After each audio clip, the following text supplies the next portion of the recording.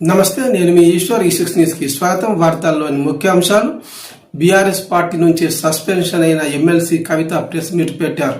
ఆమె మాట్లాడుతూ తాను పార్టీ వ్యతిరేక కార్యకలాపాలు నిర్వహిస్తున్నారని, సస్పెండ్ చేశామని బీఆర్ఎస్ నాయకులు చెప్పుకుంటున్నారని ఆమె తీవ్ర ఆవేదన వ్యక్తం చేశారు.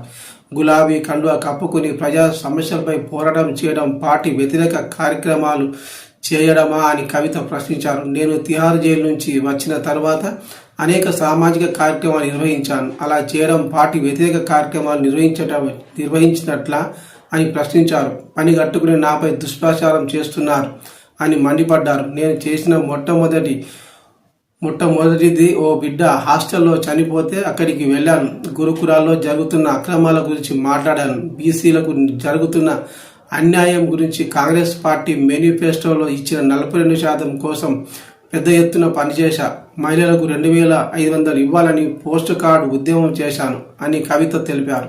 సామాజిక తెలంగాణకు కట్టుబడి ఉన్నా, అది తప్ప నేను ఏం తప్పుగా మాట్లాడాను అని, నాపై కుట్రలు జరుగుతుంటే వర్కింగ్ ప్రెసిడెంట్గా ఉన్న మీరు ఏం చేశారని ప్రశ్నించారు.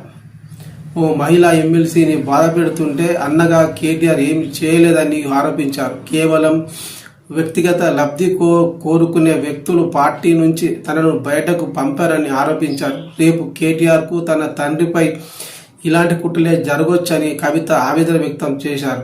అయితే ఈ సందర్భంగా ఆమె బీఆర్ఎస్ పార్టీ ప్రాథమిక సభ్యత్వానికి, ఎమ్మెల్సీ పదవికి రాజీనామా చేస్తున్నట్లు కవిత ప్రకటించారు.